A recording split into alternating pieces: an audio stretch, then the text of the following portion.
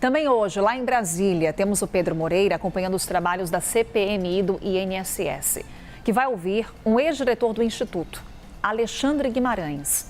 Ele teria recebido repasses de Antônio Carlos Camilo Antunes, conhecido como Careca do INSS. Pedro vai trazer para a gente em detalhes quais são as suspeitas contra esse ex-diretor do INSS e qual estratégia senadores e deputados devem utilizar no dia de hoje por aí. Pedro. Carol, mais uma vez, bom dia. Esse ex-diretor do INSS, ele foi alvo de pelo menos 6 requerimentos de convocação da CPMI. Convocação, a gente lembra, quando a pessoa é obrigada a comparecer, né?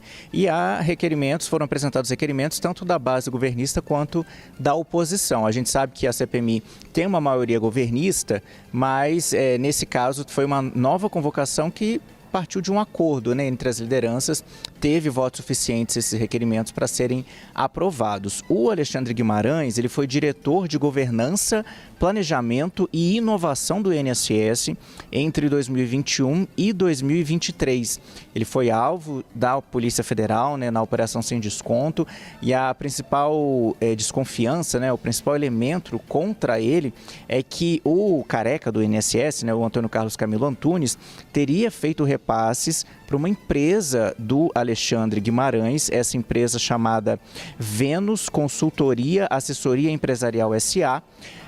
Alexandre Guimarães, o ex-diretor do INSS, alega que esses repasses, esse dinheiro que o careca do INSS passou para a empresa dele se referiam a serviços de educação financeira, mas a operação chamou a atenção da Polícia Federal, tanto que a Justiça também emitiu uma ordem de bloqueio de bens e ativos financeiros contra essa empresa do ex-diretor do INSS. Então, realmente também é um depoimento muito esperado. Primeiro, os parlamentares querem saber qual que é a relação dele com o careca do INSS, que é apontado como um dos principais operadores, né, do esquema de fraude na autarquia, e querem saber também, ele como diretor, que medidas ele teria tomado ou não durante a gestão dele para combater essas fraudes, né, para tentar evitar que essas entidades tivessem acesso direto aos benefícios de aposentados e pensionistas para fazer o desconto das mensalidades. Carol, a CPMI do INSS essa semana ela está com o calendário um pouquinho alterado. Geralmente a CPMI está fazendo reuniões na segunda e na quinta-feira. Essa semana vai ser hoje, segunda-feira, e amanhã, terça-feira. Isso por causa do feriado do Dia do Servidor, que seria amanhã, dia 28, mas aqui no Congresso Nacional o feriado foi transferido para a próxima sexta. E também vai ter um esforço concentrado, né, anunciado pelo presidente da Câmara essa semana, e que pode impactar no funcionamento de comissões. Por isso, o calendário é alterado, reuniões na CPMI segunda e terça-feira essa semana, e depois retoma os trabalhos na segunda-feira da semana que vem, dia 3 de novembro. Carol. Esse esforço concentrado que deve influenciar nos trabalhos da CPMI e do INSS, porque a previsão, né, Pedro, era de uma semana com depoimentos relevantes, essa era a expectativa.